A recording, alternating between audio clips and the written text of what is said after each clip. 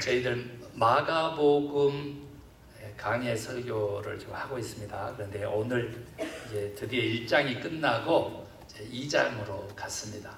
근데 2장에서 이제 1절부터 12절까지 오늘 나온 본문의 말씀은 예수님께서 가버나움이라고 하는 곳에서 중풍병자를 일으켜 세우신 이야기가 되겠습니다.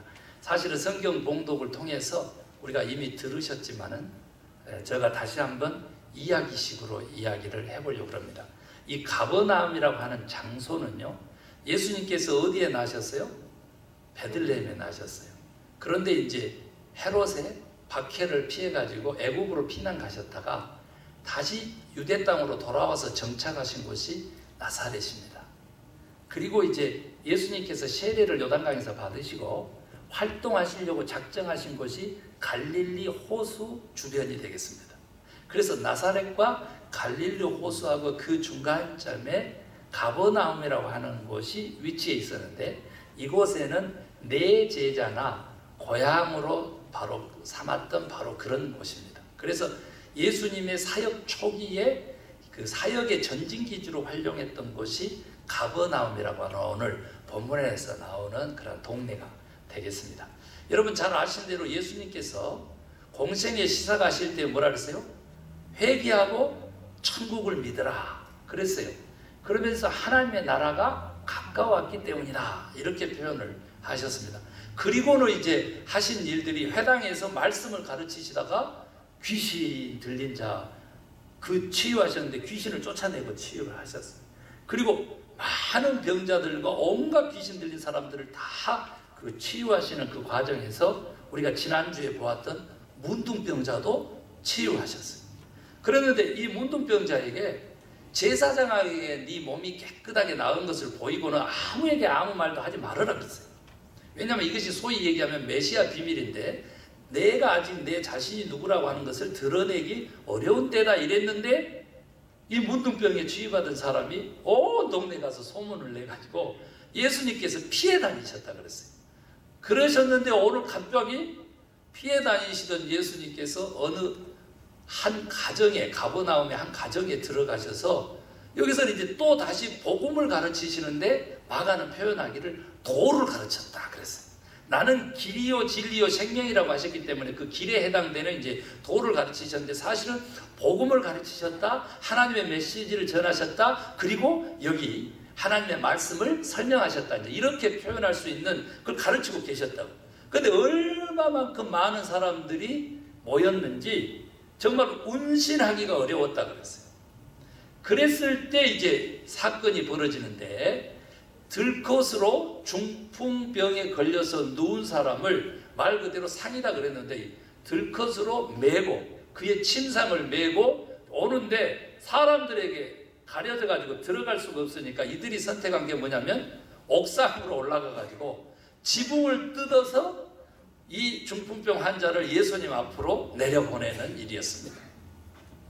여러분 적어도 주석가들은 몇 사람이라고는 안 나와 있지만 들컷 내지 침상을 메고 왔으니까 4사람은 됐을 것이다. 자, 이렇게 얘기하고, 그 사람들이 누굴까 봤더니 친구라고 한 사람, 형제라고 한 사람, 가족이라고 한 사람, 뭐 이런 말들이 많습니다. 그러나 어찌됐든 지붕이 뜯겼는데요.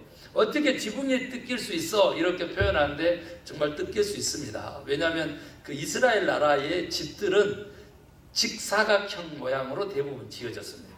직사각형 모양으로. 그래서 그 옥상이라고 하는 곳이 사실은 위급할 때는 피난처도 되고요, 그리고 곡식을 말리는 장소로도 되고, 그리고 또 바람을 쐬거나 가족들과의 대화의 장소로도 되고, 또 그 위에 다락도 올리고 하는 장소로 그렇게 쓰였습니다. 그래서 평평하기 때문에 쉽게 침상도 가지고 가고 그리고 지붕도 뜯어낼 수가 있었습니다.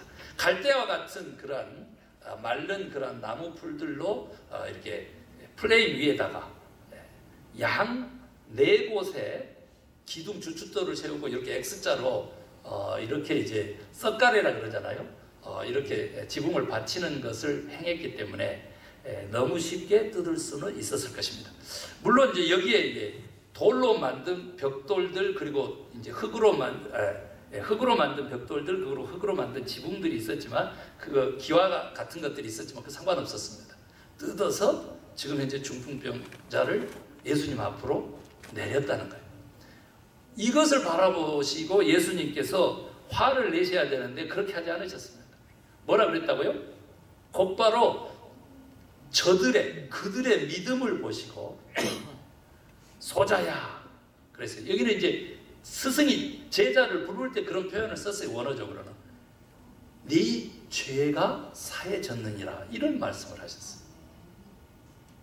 소자야, 네 죄가 사해졌느니라. 오늘 지금 아멘 하실 분 계시는데 지금 이렇게 예수님께서 말씀하신 이 말씀 시간에도 아멘으로 받으면 우리의 죄도 사해지는 거예요. 아멘입니까? 그러니까 병을 고치셔야 되는데 내 죄가 사해졌다라고 하는 것을 보고는 그 많은 사람들 가운데 이 율법과 이 성경에 아주 통달한 사두개인이라고 하는 그 인물이 있었다고. 사두개인은 어떤 사람이냐 그러면 말 그대로 이 율법을 연구하는 사람인데 모세 오경의 율법을 얘기합니다. 그것을 연구해서 실생활에 적용시키는데 앞장서 있던 그 율법사와도 같습니다. 그 사두개인들이 그 중에서 마음속에 품었다고 그래요. 이거 신성모독이다.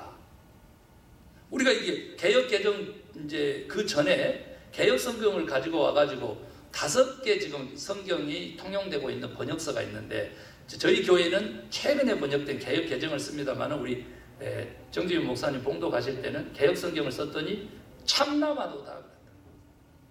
이 사두개인이 이 마음을 속으로 품고 있는데 예수님께서는 오늘 마가에 의하면 그 중심을 깨뜨려 보시고 어떻게 그 마음 속으로 이렇게 참남하다고 하느냐라고 하시면서 예수님께서 질문하는 겁니다. 여러분도 똑같이 한번 질문을 받고 대답을 해보세요. 자, 네 죄사함을 받았느니라 라고 하는 것과 네 침상을 들고 걸어가라고 하는 것과 어느 것이 쉽겠느냐. 이것이 오늘 지금 현재 말씀의 키입니다.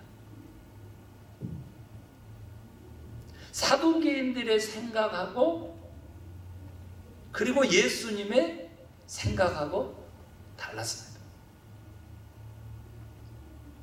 죄의 사함을 받았느니라라고 하는 이 말을 할 때 참나마도다, 신성모독이다, 이 말은 무슨 뜻이냐면 로마법 말고 로마의 식민지였지만 유대 종교법으로도 사용을 시킬 수 있는 중대한 범죄였습니다. 예수님은 성전을 헐라 내가 3일 만에 짓겠다. 예수님의 부활을 의미했지만 결국은 이 말 때문에 재판장에서 십자가에 못 박혀 죽으라고 하는 사형을 당했습니다. 왜요? 하나님이 계신 성전을 헐라고 했으니까. 46년간 지어온 로마의 그 분봉왕이었던 유대 땅의 분봉왕이었던 헤롯 가문이 지은 성전인데 그걸 헐고 3일 만에 짓겠다, 신성모독이다 해가지고 십자가에 못 박아 죽인 것입니다. 그런데 오늘 여기 죄사함을 받았느니라라고 하는 것이 왜 신성모독이 되느냐, 왜 참남하냐 그랬더니 오직 죄사함의 권세는 하나님께만 있다고 그렇게 믿어왔던 사두개인들 율법에 의하면 죽음이다. 사두개인들의 생각은 그래서 더 어려운 것을 지금 얘기한 건데 예수님께서는 이게 무슨 질문이야? 이렇게 생각할 수 있을 거예요. 사두개인들의 생각에는. 그런데 이제 다른 사람들, 사두개인들 말고 속에서 이것은 신성모독인데 저 죽을 죄인데 이런 사람들 말고 오늘 여기 중풍병자에게 네 죄사함을 받았느니라 라고 했더니 예수님께서 어떻게 마음속에 그런 불순한 생각을 해? 어느 것이 쉽겠어? 라고 그 질문을 받았던 일반적인 사람들에게는 무슨 생각이 있었을까요? 죄사함을 받았느니라고 하는 거하고 네 침상을 들고 걸어가라고 하는 말하고 어느 것이 쉽겠느냐고 말이죠.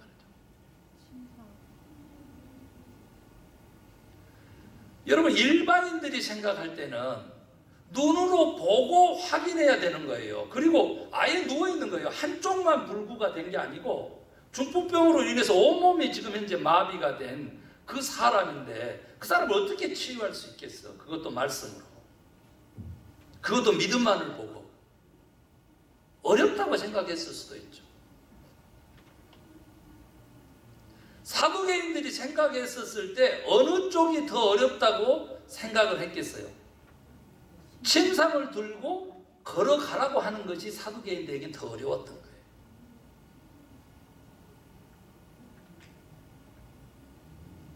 다른 말로 바꾸면 무슨 말이냐면 예수님께서 쉬운 걸 한다라고 사두개인들은 생각했다는 거예요. 그곳에 있는 사람들도 그렇게 생각했다는 거예요. 쉬운 일을 한다. 이게 왜 쉽냐고 말이죠. 왜 쉬운지가 지금 오늘의 핵심인데 사두개인들의 생각에는요, 그것은 보이지 않는 영적 세계니까. 속일 수가 있잖아. 속일 수가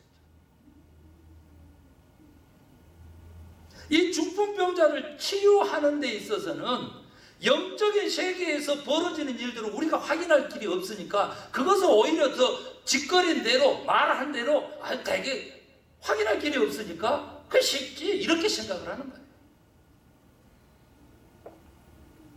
한번 생각을 해보세요. 귀신 들린 자를 쫓아냈잖아. 온갖 질병에 걸린 사람도 온갖 귀신 들린 사람들을 다 치유하셨다고 그렇게 지금 2장으로 가기 전에 이 사건 전에 다 소문이 다 났다라고 했는데 더구나 문둥병자도 치유했는데 오늘 지금 이것이 어렵다고 생각하고 지금 차라리 침상을 들고 걸어가라 이렇게 차라리 얘기하라고 했었을까? 여러분 의문이 들잖아요. 상식적으로도 지금 아니 지금 문둥병자도 치유했는데 중풍병쯤이야.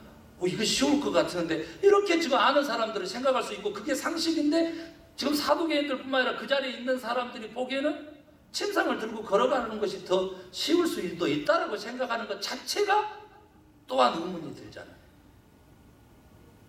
여러분 여기 속에는요 예수님의 생각 또 예수님에게 진짜 어려운 거 그것을 얘기를 먼저 하고 사두개인들의 얘기를 조금 더 해보려고 합니다. 예수님에게 있어서 죄사함을 받았느니라 라고 하는 것과 네 침상을 들고 걸어가라고 하는 중풍병을 치유한 것과 어느 것이 쉽겠어요? 정답은 예수님에게 둘 다 너무 쉬운 일입니다. 둘 다 너무 쉬운 일이에요. 하나님이시기 때문에 하나님의 아들이시기 때문에 죄사함의 권세를 가지고 그렇게 죄사함을 통해서 인류 구원의 역사를 쓰시려고 오셨기 때문에 죄사함을 받았느니라고 하는 거 어려운 게 아니고 쉬운 일이라는 거예요. 그것뿐만 아니라 네 침상을 들고 걸어가라고 하는 것은 문둥병도 치유하시고 귀신도 쫓아내는 걸로 보면 너무 쉬운 일이죠. 그런데 예수님께서는 지금 현재 그 모인 나사렛 가버나움 그 갈릴리 지방에 모인 사람들 그리고 거기에 포함된 사두개인들의 그 생각에까지 당신의 생각을 내려놓고 지금 이야기를 하는 것입니다.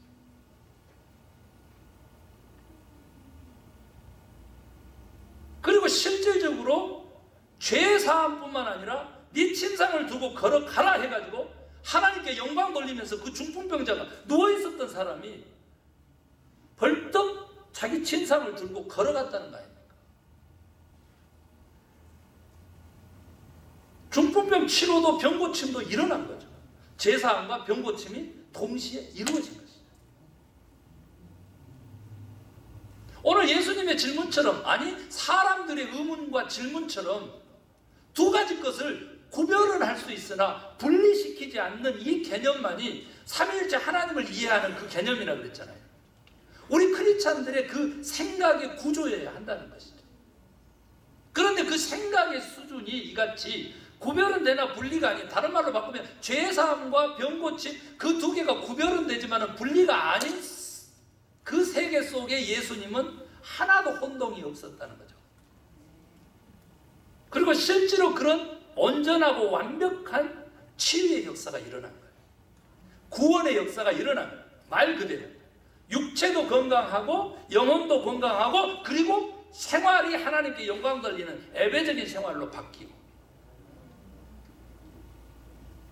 그런데 핵심은 뭐냐면 이것에서 핵심은 예수님이 이렇게까지 하시는 그 과정 속에서 저들의 믿음을 보시고 소자야 네 죄가 사해졌다 그러니까. 이럴 때 저들의 믿음 그들의 믿음 이렇게도 번역을 했는데 그들의 믿음이 누구의 믿음이었냐는 거죠. 어떤 주석가는 들것에 중풍병 환자를 메고 온 네 사람 친구든 형제든 가족이든 그 사람들의 믿음이었다 이렇게 주석하는 사람도 있습니다. 해석을 그렇게 한 사람도 있어요. 아니다. 네 사람뿐만 아니라 그 누워있는 중풍병자까지도 믿음이 있었다. 왜? 예수님 앞에만 오면 나을 거라고 믿었다는 거죠. 앙망했다는 거예요. 예수님만 만나기를 앙망했다는 거예요. 그러니까 지붕 뜯는 일도 이건 일도 아니었다는 거죠. 저는 이제 이 사건에 대해서 저는 지금 현재 이렇게 주석가들의 이야기를 하는데 저는 이제 12절까지 읽은 사람으로서 또 예수님이 이같이 영육간에 그리고 생활까지도 온전한 구원에 이르기까지 치유하신 이 사건을 다 바라보고 있는 자로서 오늘 저로서는 또 우리 나성소망교회에서는 누구의 믿음까지도 치유가 필요했느냐 구원이 필요했느냐 그랬더니 바로 참남하다. 저거 사형죄인데 하나님을 모독하는 신성 모독죄인데 라고 마음을 품었던 사두개인의 그 믿음까지도 예수님이 오늘 치유하신 것으로 저는 믿습니다. 오늘 우리들의 그 믿음의 지금 상황에서는요, 오늘 여기 본문에 나온 여러 인물들 중에 우리의 믿음을 어디에다가 견주어서 내 믿음이라고 저 여러분 하고 싶어요? 예수님 만나면 나을 텐데 아니 이미 예수님 만난 사람들로서 중풍병자처럼 우리가 누워있는 것은 아니냐는 거죠.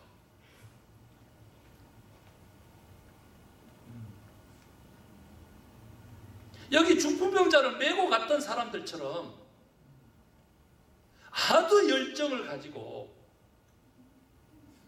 행동하는 바로 이 중풍병자의 친구들 같은 믿음에 내 믿음을 한번 견뎌볼까?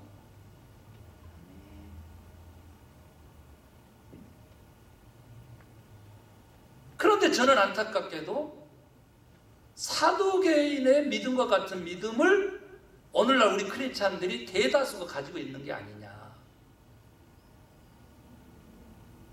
그것이 너무 가슴이 아픈 것입니다.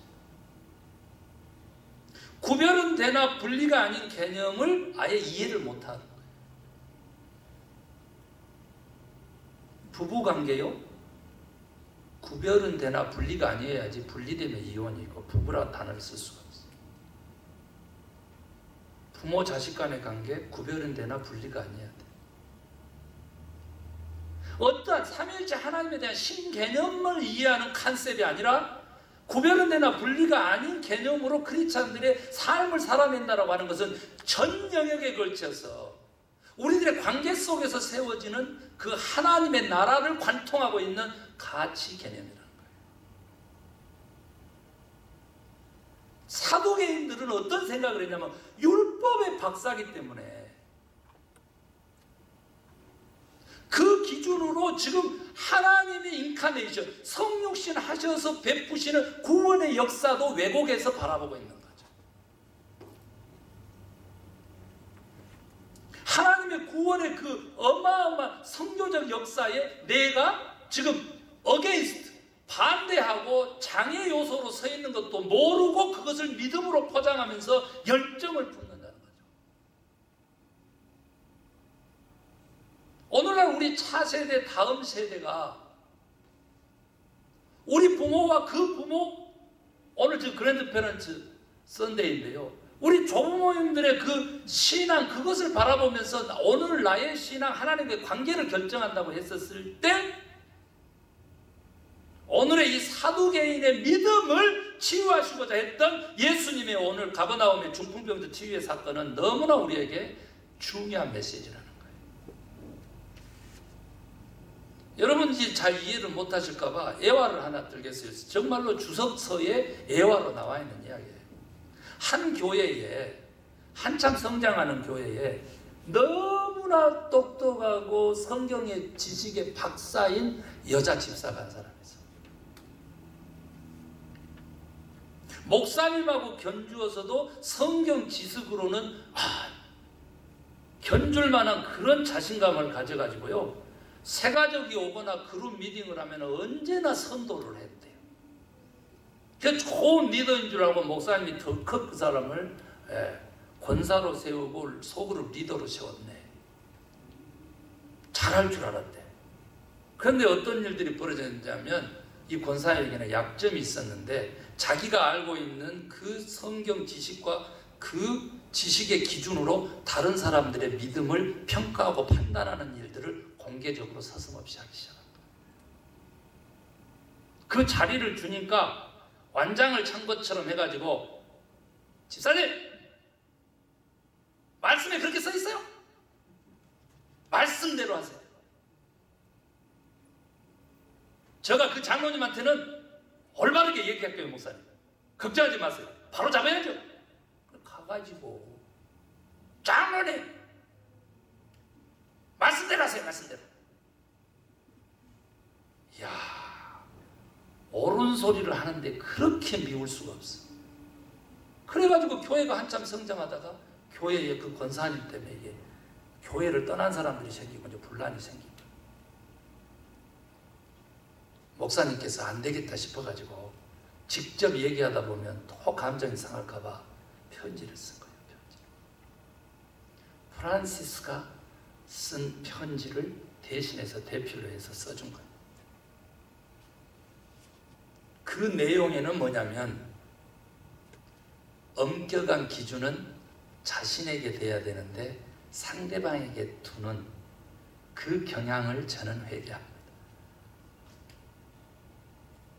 내 경험을 절대화시켜 놓고 다른 사람들의 경험은 자동화시키는 그 죄를 회개합니다.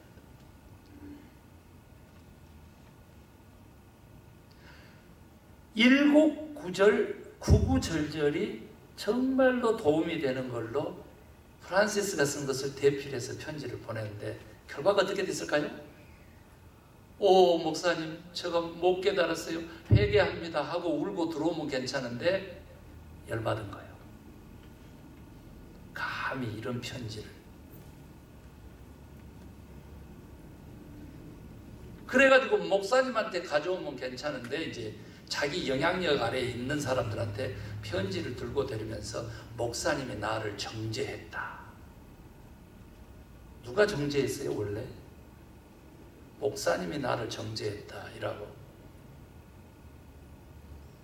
교회가 난장판이 됐고 그 권사님이 결국은 교회를 떠나면서 이 사건은 마무리가 되었지만, 그 권사님이 또 옮겨간 교회에서는 원래 담임 목사님이 정죄하는 목사님으로 소문이 나기 시작하고 온 동네가 발칵 뒤집히면서 복음이 빛을 잃게 되는 그러한 일들이 벌어졌다고 주석서 예화문에 나와 있어요.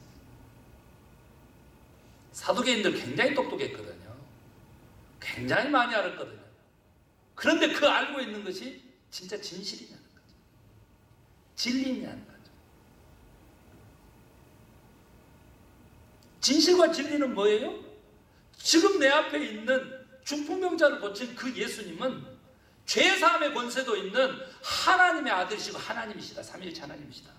그게 진실이에요. 그런데 그걸 보지 못하고 깨닫지 못하면서도 하나님을 믿는 믿음을 절대화시키면서 가는 것이죠.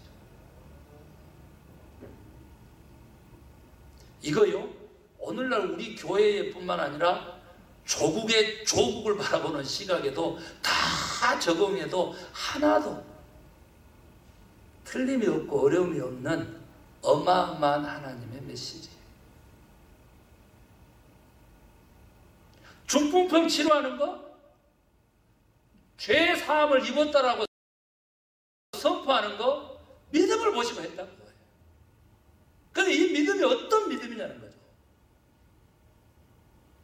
그 믿음 속에 저는 포함되어 있지 않는 사두개인의 믿음을 포함시킨 거예요.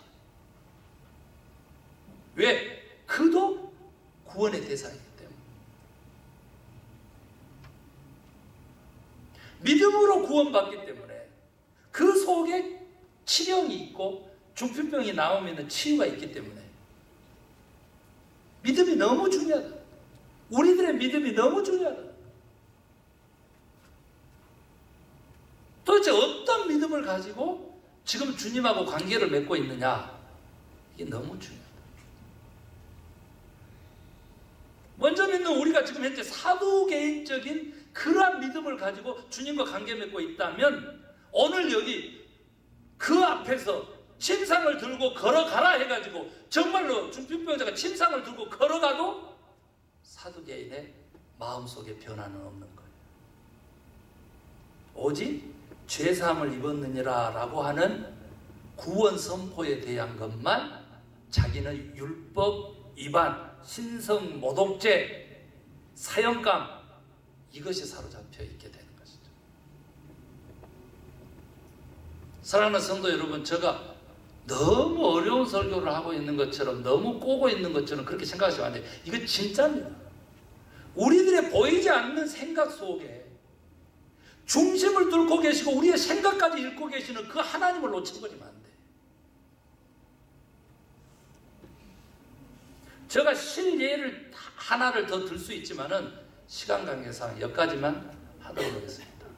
여러분요, 우리가 사두개인처럼 지금 믿음을 가지고 있으면 정말로 중풍병도 낫고 죄사함도 받는 참된 구원의 길을 갈 수가 없어요. 차라리 중풍병자가 나아. 그리고 더 나은 것은 그 친구를 살리기 위해서 정말 들것 침상을 메고 지붕을 뜯었던 그분들의 믿음이 나아요. 제가 옛날에는 설교를 침상을 메고 간 그들의 믿음, 거기에 포커스를 뒀어요. 그런데 저는 오늘 하나님의 심령에서 이건 너무나 둘 다 쉬운 문제인데 왜 예수님이 물으셨을까라고 했으면서 그 사람들의 생각에까지 예수님이 내려가셔서 생각하고 행동했다는 사실을 발견하고 오늘 이 말씀을 전하는 거예요. 그래서 사두개인도 구원의 대상이구나라고 하는 것을 제가, 예수님이 사형감이다라고 생각하고 있는 사람, 저거 죽어야 된다라고 생각하고 있는 그에게도 구원의 기회를 주고 대상이라고 하는 사실을 발견하고 제가 오늘 이 말씀을 우리 성도님들하고 나누는 거예요. 그런데 내가 중풍병자도 아니고 그를 구원하려고 하는 침상을 메고 예수님께로 그를 인도하는 그 믿음의 사람들도 아니고 내가 만약에 지금 현재 사두개인이라면 어떻게 할 거냐. 하나님에 대해서 모르고 하나님의 계획에 대해서 모르고,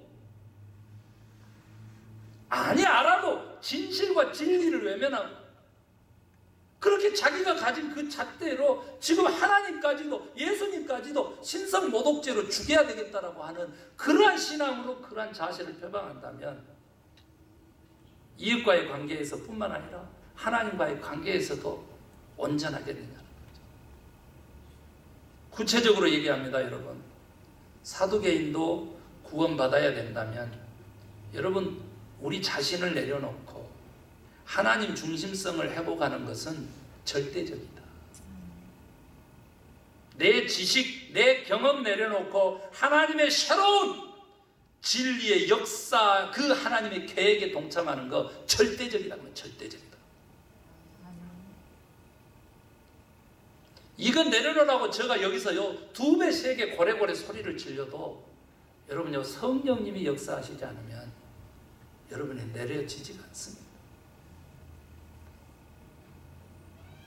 주의 성령이 강권적으로 사두개인과 같은 우리들의 잘못된 생각들부터 내려놓고 경험과 가치와 기준부터 내려놓고 하나님의 기준, 하나님의 심령을 회복할 수 있게 되기를 예수님의 이름으로 축원합니다. 아멘. 아멘. 우리 결단의 찬양 곧바로 하겠습니다.